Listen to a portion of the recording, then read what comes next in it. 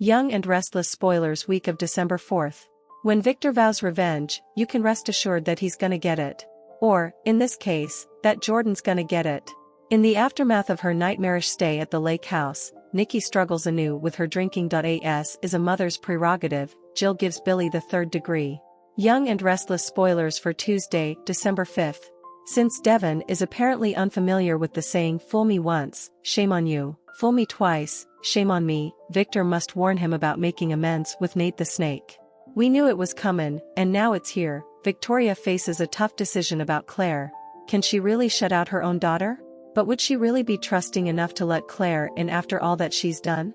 One step at a time, Daniel navigates his new normal with Heather. With good reason, Victor is concerned about Nikki's sobriety. Will she be able to climb back on the wagon? When Lily confides in Nick, we could be inching closer to the storyline Joshua Morrow has been hoping for. Read all about it here. There seems to always be room for one more schemer on Tucker's team. Today, it's Nate that he's trying to recruit. Young and Restless spoilers for Thursday, December 7th. Perhaps having gotten wise to Kyle's master plan, more on that here. Billy shares unsettling news with Jack. What are brothers for? Devon helps Lily during a crisis. Not that it really needed any stirring, but Tucker nonetheless stirs the pot between Jill and Mamie. Young and Restless spoilers for Friday, December 8th. When Michael surprises Phyllis, we can only hope that it will be in a good way, knowing that the way to a woman's heart is her tummy. Danny cooks up a romantic evening for Christine.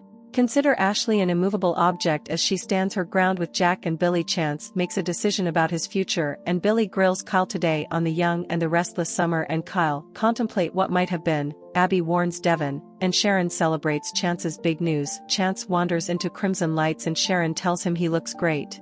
He tells her he feels great and notices she has a little pep in her step today. She says everything is coming along with Kirsten Incorporated and the launch is coming up. Chance tells her he has good news of his own. I've made a decision about my future. Sharon asks him not to keep her in suspense. Chance announces that he's going to leave law enforcement altogether. Sharon can't say she's disappointed. Chance can't keep putting his mother through this. How many times can he put the people he cares about through the same ordeal? It's not fair to his mom, Dominic, or Sharon. Getting shot, again, was a wake-up call. It's time for change. Sharon assures him they all knew what they signed up for.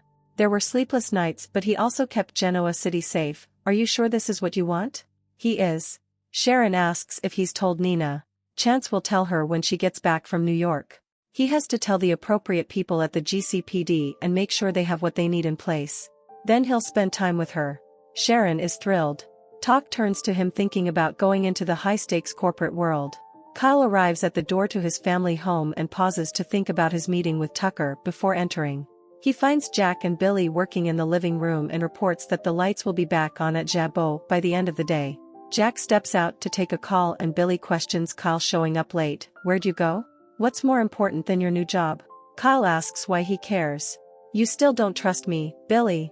Billy wants to, but he's having a hard time believing his turnaround is sincere. Kyle realized that COO job was perfect for him. What's so suspicious?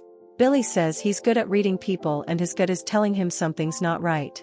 He warns Kyle that it might be a good time to rethink his priorities. At society, Devon tells Ashley he doesn't want to play games with Tucker. If they ever reconnect, it has to be real. Ashley's not asking him to pretend, but sometimes fighting fire with fire is the only recourse. He's angry and taking it out on Chancellor and Jabot. She asks if Devon would at least consider forgiving him.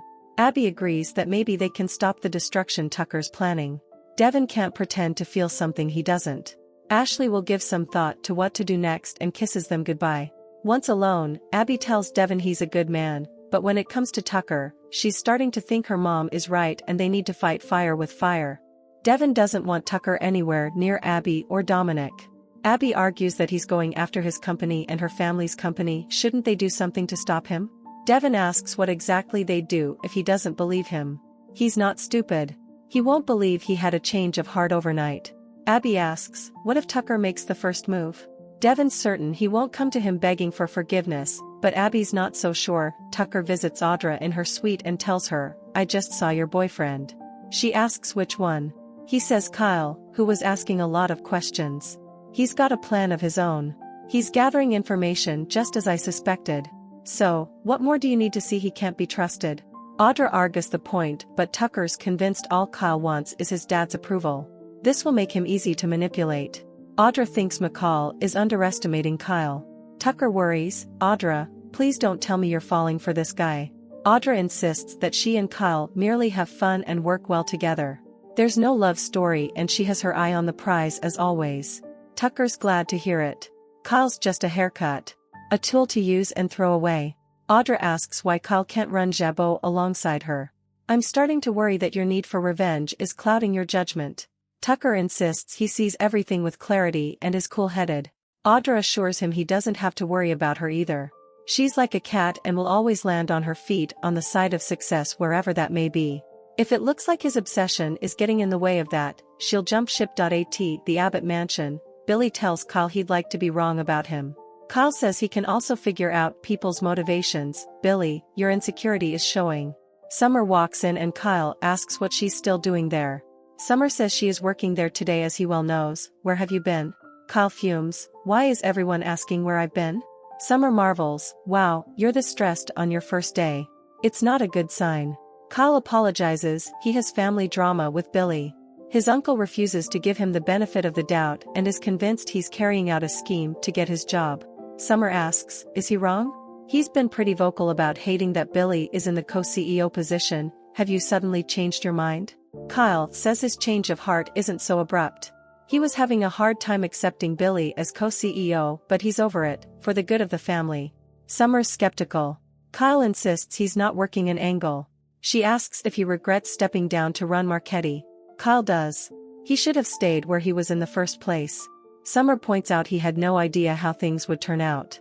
She muses that if they had never come back from Milan, they might still be together. Is it possible that coming home to Genoa City was the beginning of the end for us? Kyle tries not to think about what might have been. It's a deep, dark hole. Summer says it just occurred to her right now. Jack appears and asks Kyle to go over a few things. He walks back out. Kyle tells Summer everything would have been different if they hadn't come back, but they did.